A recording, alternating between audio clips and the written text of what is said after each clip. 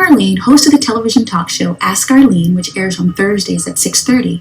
And as a business consultant and life coach, I help you to move forward in your business, project, or endeavor.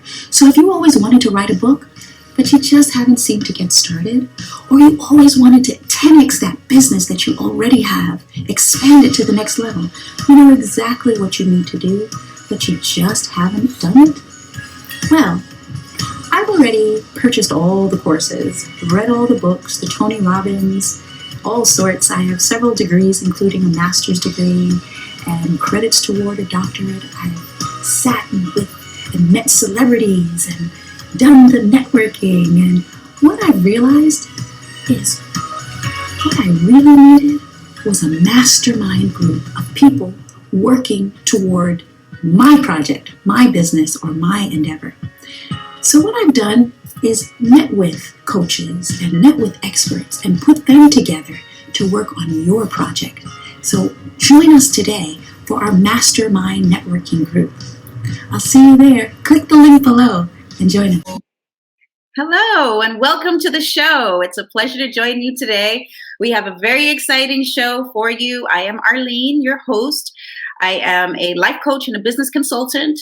I've written 2 books, one called The Secret to Overcoming Fear and Getting Unstuck, and another called The 10 Secrets to Networking. And today we're so excited because we have 2 exciting guests with us today to share with you. One is Dr. Miasha Gillam, who is an author, a nurse, a transitional coach, someone who is going to tell us how to move forward.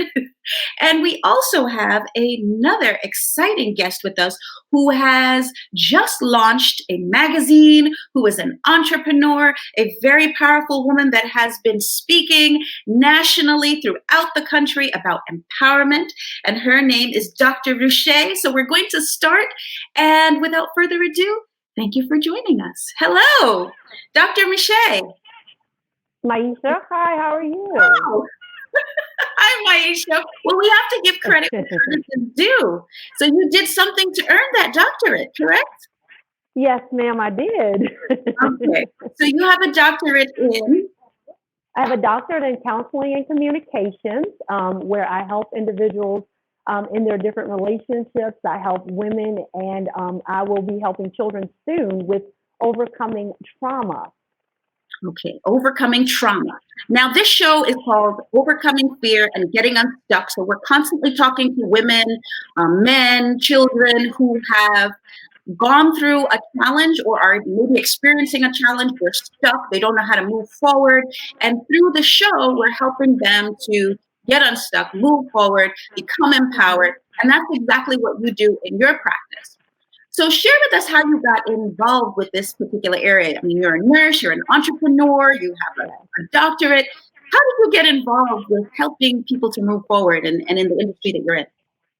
What got me involved in this is in 2012, I had a very traumatic experience to where I had my heart to stop for 10 minutes due to pregnancy-induced cardiomyopathy. I was on my 6th pregnancy, going to the high-risk clinic, and everything appeared okay, going fine, no issues with the pregnancy. And 2 days after I had my son, Isaiah, I went into pulmonary edema, which means I was basically drowning from the inside out. And I ended up on a ventilator for 3 days, not breathing on my own. And I had to overcome a lot of anxiety and a lot of fear. And when that happened to me, I began to realize that there were a lot of individuals going through the same thing with trying to overcome anxiety and fear, whether it be from trauma due to your childhood or trauma that you've experienced in your current age. So I wanted to really help people with some of the skills that I utilize to help myself to overcome my issues with anxiety and trauma. So do you feel like the medical situation that you encountered was as a result of some of the traumas that you had experienced early on? I sure do. I believe because I was a healthy individual prior to that, ate very healthy, walked, did everything, by the book. especially being a nurse and working in dialysis at one point during my career in psych. So I was very health conscious. But through childhood, I did experience childhood molestation for about 6 years. And then I also experienced domestic violence, watching my mother go through it first, and then that passing on generationally to me, and me experiencing it through getting into bad relationships. And when I started to study Dr. Nadine Burke and her trauma-induced care regimen and module, then I began to really look at my situation and wonder if there was a correlation between my childhood trauma and the health issue that I experienced later in life during that pregnancy. Wow. Well, I definitely believe that there's a connection between the mind and the body, and how there's a lady who wrote a book, How to Heal Yourself. I don't know if you're familiar with her work. And Mhm. you are, or no? No. Mm-mm. Okay, Louise Hay is her name, and her book is How to Heal Yourself. And she talks about the connection. We've talked about it in the show a lot, the connection between the mind and the body. So if you're experiencing cancer, for example, many people say that it's as a result of 2 years prior. Usually people can trace back some type of trauma that they were going through, some type of stressful situation, but also just specifically, like if it's if it's your head, then it relates to something. If it's your chest, it relates to something. It's a very interesting philosophy. And right now, one of the things we're doing is, I think you're a part of it as well. Are you part of our 7,000 step per day challenge? Where we're Yes, I am. Right. Yes. We're encouraging people to walk. If you guys have not signed up for that yet, we, both of us, agree that walking and just movement is an essential part of moving forward and getting stuck and being unshackled. So tell us how you began solving the challenge. So I know this is a process that you were going through for several years, but what are some tips or tools that you used in order to overcome the situation? One of the things that I first had to do was I had to get out of my own way of thinking. And what I mean by that is I had to begin to change my I am. There's a lot of power in the words that we speak. And for those of you that are believers, you understand that life and death lies in the power of the tongue. And Yes. so I had to begin to change the things that I was speaking over myself. I don't feel well. I am ill. I am not doing well today. And so one of the first things that I started to do was I started to change my verbiage of what I was speaking. And I started to say to myself, I am healed. I am victorious. I Right. am going to be fine. And I started to speak these things. And the more I spoke these things, I started to see a change take place because I actually sincerely, in my heart of hearts, believe these things because I'm a firm believer in the word. And, not just reading the word, but being able to make those pages come alive, being able to read those words and then apply them to my life. Okay. So that's one of the things I did. Before you move on, that's really exciting. I also want to share with our listeners that you're the author of several books, 3 books that you've put out. And this content is something that you've researched for years. I have offered the book 10 Secrets to Overcoming Fear and Getting Unstuck. And number 10 of those secrets is actually the power of your words. So we're right in line as far as one of the areas that we think people can use in order to be touched, moved, and inspired and move forward from whatever challenge you're going through. Exactly. Now, why do you think it is? Because we've done this show now since March. So many people who are transitional coaches like yourself, life coaches, people who have come through challenges, many of the people like yourself are people who would consider themselves to be spiritual, people who have, read the Bible or are part of the church, as you said. They've been there all these years, but something changed, something transitioned for you once you went through this trauma that made it more real and you began to use it in a more relevant way. So tell us about that. Okay, I think what happened was that it really hit home for me. I had experienced the trauma as a child, yes, but as you get older, some of those things you've overcome and you don't really realize that at some point this was trauma that you experienced. With my domestic violence and with the childhood molestation, I never really took a second thought to it as to placing emphasis on it being a traumatic incident because I overcame it. But then when this happened to me in 2012, I had to revisit trauma and really look at what trauma actually was. And then in speaking to other individuals, a lot of times people don't accept the fact that they've experienced a traumatic experience. And they have just chucked it off as something bad happening to them. But to really delve into the fact that it is trauma and the signs and symptoms of trauma and the things that can take place in your body because of trauma, that's what really made me take time to reflect on that, because it was a compilation of the past and not really recognizing or accepting that that was a traumatic event, and then knowing for a fact that 2012 was trauma. Okay, that's awesome, because you said two things that were really significant. I don't want to gloss them over. Dr. Miasha, you pointed out that people have to accept the fact that we have experienced a trauma. And in some of our communities, as you know, we don't want to talk about trauma. Exactly. We don't want to discuss those challenging issues.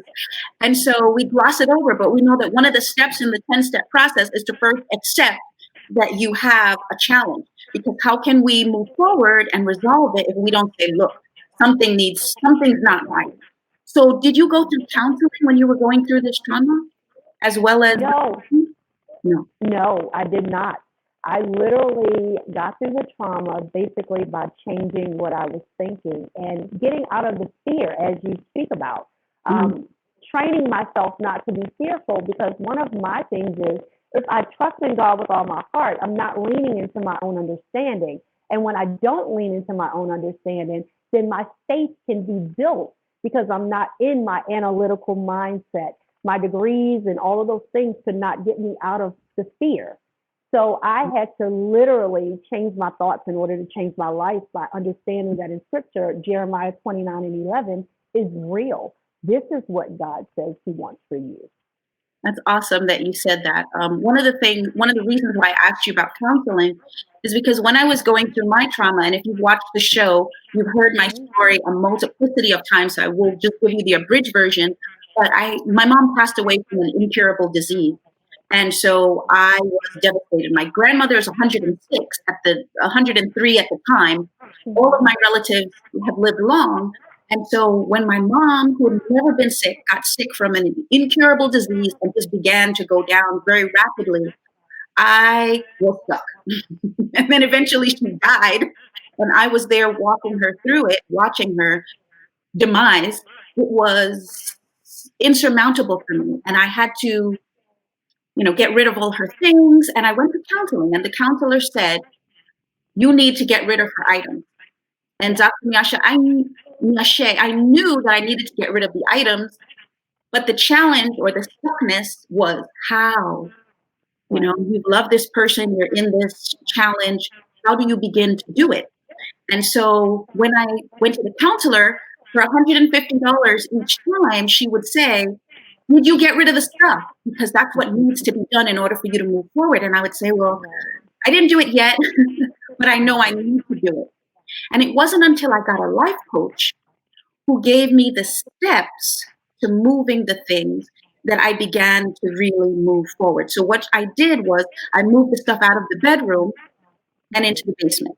Okay, that was one thing. And then from the basement, I was able to move the things into the garage. And then from the garage, then finally to move them out. So one of the steps that I found is to celebrate your wins, to have incremental moves and celebrate those incremental moves so that you can get to the big thing that you want. And with the 7,000 steps per day challenge, we're saying use those steps as a microcosm for the movement that you want to make in those other areas, like to do the trauma, or to rid yourself of trauma, or to begin moving forward from the pain. So at this time, we want to bring in another of our guests to involve her with the conversation. This is a gifted and talented woman who is not just a entrepreneur like myself, but also she's here on the show because she is not just an entrepreneur, but a magazine producer. She's now put together her own magazine, as well as she tells women how to become inspired and how to become motivated and move forward. And so we'd like to have Dr. Michelle Rouche on the show introduce herself at this time. Hi, Dr. Michelle. Hi, everyone. I've been in the green room thoroughly enjoying the conversation, waiting to get in because it's been so awesome. I've been sitting here taking notes, and yeah, this is a great topic. Just tell me how and where you want me to jump in. Well, first, tell us about yourself so our listeners will know who you are. You know, when people ask who you are, it's important for me to tell people what I want them to know about me as a person, not just what I do, because I think sometimes we get a little hung up on what it is we do. The first thing I want people to know about me is that I'm a dreamer. I always have been. Yes. I launched a platform big 7 years ago, talking about dreaming big, and that God has such a sense of humor when it comes to his people. Yes. So here I am. Here I am 11 years ago, and he talks to me about dreaming big and about birthing and helping other women birth out the big dreams that they may have suppressed, they may have forgotten about, they may have abandoned for whatever reason because life just kind of happens. But he told me to remind them, and I'm so glad that this is a space where we can speak about our faith, that this is a safe space to do that. So the scripture came to me when he was in the Bible, when they were talking about, can a nation bring forth in a day? Can a woman travail? Can a woman have a baby without even travailing? And the answer to that question is absolutely yes, because when you were born, when you showed up on the earth, everything that God has placed on the inside of you showed up with you. It was just a maturation and us catching up with time and space for those things to actually manifest. So yes, when you showed up, every dream, every calling, when Arlene, when you showed up, this TV show showed up, the connection showed up, everything that was attached to you, and Dr. Gillam, it showed up. Beautiful. And we're just getting to enjoy the fruit of it today. Wow. How amazing is that the creator of the universe and his timing is so perfect that I would connect with you today. Excellent. Because when we both arrived, we didn't know that we would meet each other, but the timing, the set time is today. Absolutely. Absolutely. How did you come to this work? Because you're obviously very good at it. You're very motivational. You have an awesome spirit and, enthusiasm. How did you come to this? Did you have some experience of challenge or trauma or? I absolutely am delighted that you all have introduced the word trauma, and I can't hang my hat on that. No, it wasn't that. It was just, and maybe I don't describe this as trauma. And I'll just kind of go back and explain when I made the transition.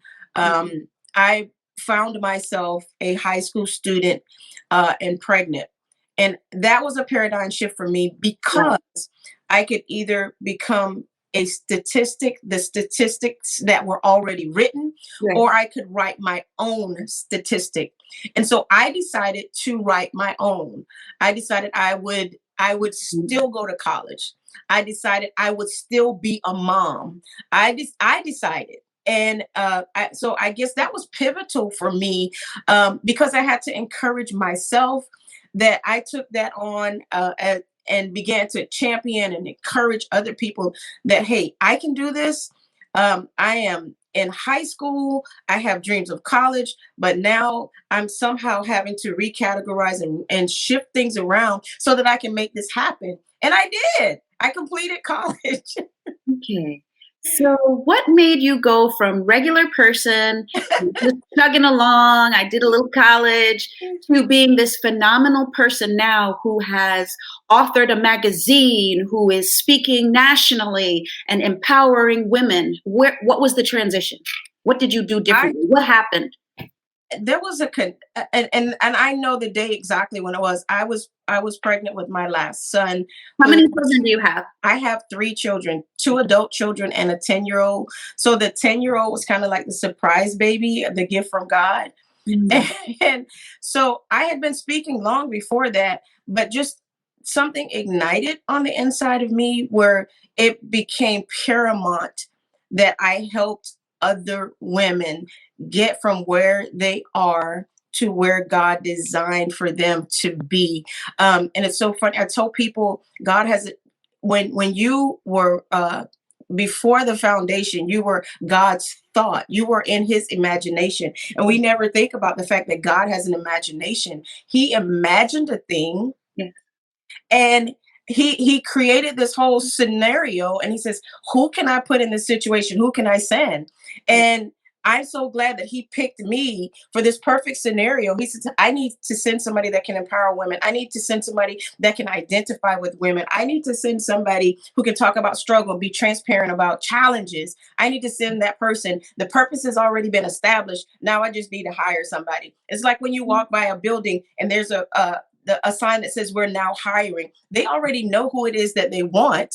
They already know the job assignment. They're just looking for that person to show up. So us in every arena of our lives, God is just looking for us to show up because he has the help wanted sign. The Bible tells us that the harvest is plentiful, but the laborers are few. So he's always hiring. Okay, awesome. So another one of the challenges that I had as a business executive, I was working in different political arenas. I worked for the DNC and I got recruited from working as a Chamber of Commerce president or CEO to another position clear across the country. And out of 300 people, I was selected. Now, congratulations. Thank you, but the plot thickens. Yes. Thereafter, Dr. Michelle, a new board of directors came in and they decided they wanted somebody new, their own person, somebody probably not of my persuasion. Absolutely. And so they fired me, and it was a public firing, the same way I was publicly hailed and I was on the cover of newspapers and magazines. They were calling my media people for my comments on different business issues. Well, when I got fired, my picture was on the cover of the newspaper and it said fired. So I was stuck. Yeah. It really took me aback. But as I started going to these conferences and I started getting coaching, I started to learn about these different tools and techniques. And I got back up and I was able to help other people who are business owners, who are challenged, that need to move forward. What are some tools and techniques that you've used to move forward? Oh, that's a great, all of us get to a point in our life where the rug is pulled from under us and our footing isn't sure anymore because the thing that sustained us is now the thing that is causing us pain. Kind of like, and I use a lot of analogies between childbirth and the womb, and that dream that's in that thing that's on the inside of a woman, and the space that's created and designed to sustain the baby can also be the place that can kill the same dream. The place that nourishes and supplies. If that dream if that thing is not birthed out at a designated time, that same place, that same environment can kill it. So that has helped me to understand, number one, you have to know when it is time to move. And you have to know when it's a God move, because there are times when we pause and we've actually missed it. He's already gone. It's kind of like standing at the bus stop and you've gotten there and the bus you can actually see the bus going down the street. You missed it. Right. You missed it. So does it make sense to just stand there, or does it make sense to readjust your schedule, readjust your plans? So in any transition that I've had, I had to, number one, acknowledge that this is a transition. It's not a tragedy. Okay.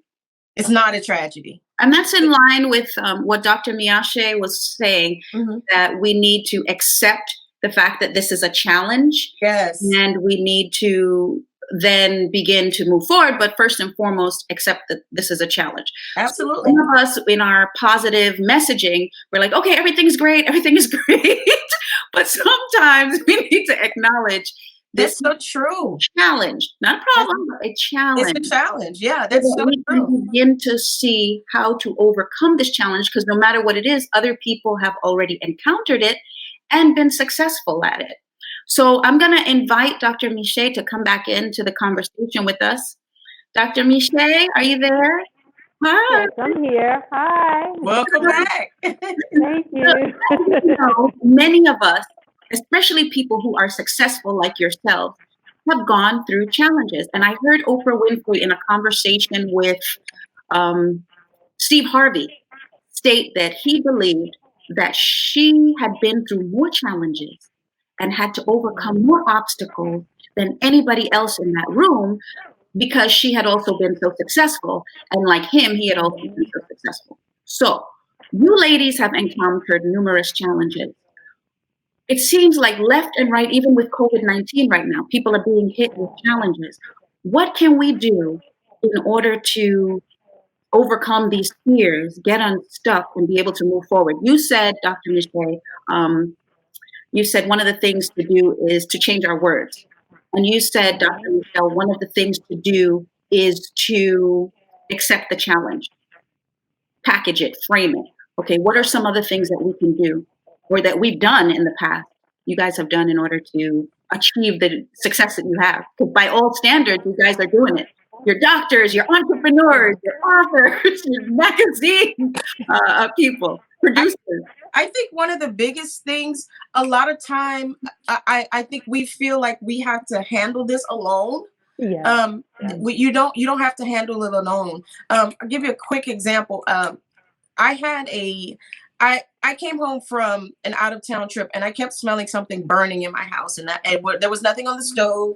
I checked all the outlets. I didn't see anything that was visible. So about 2 minutes into this, sparks fly out of one of my outlets. And so, in a moment, I had to figure out what it is that I needed to do. And I also realized that, okay, this problem is just a step above my pay grade. So I picked up the phone and I called the fire department. And a lot of times we as women, because we wear so many hats and because we're so important to so many people, that we try to put out fires. And that's technically above our pay grade. So we need to call someone. We need to call in for backup. We need to call in for reinforcement. I did all I could do. I tried to locate the fire, and then the fire appeared. So now it was time for me to bring somebody else in. So I think a lot of the work that needs to be done, we need to shift some of the responsibility for not for our healing, but for our seeking help to heal.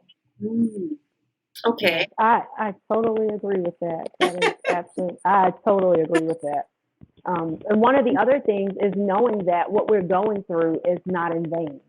Yeah. One of the scriptures that comes to mind is 1 Corinthians 15:10, where it says, "By the grace of God, I am what I am, and his grace towards me was not in vain." Absolutely. So knowing that your experience, your story, your testimony is for God's glory. And once you develop that relationship with him, not religion, but that relationship with him, to where as though you can go and you can sit with him, where you can be still and know that he is God, where you can go on things like clarity walks, like Arlene, you talk about, and just getting out and taking that time, because we're so busy. There's so much chaos going on in the world right now. And a lot of times we get blinded by what we see with this physical eye. Okay, so I say, our time is far spent. This is so exciting, but we need to wrap up. We're going to do part 2 next week. Thank you for joining us today. Thank you both. We're going to do this next week. We'll see you again, guys.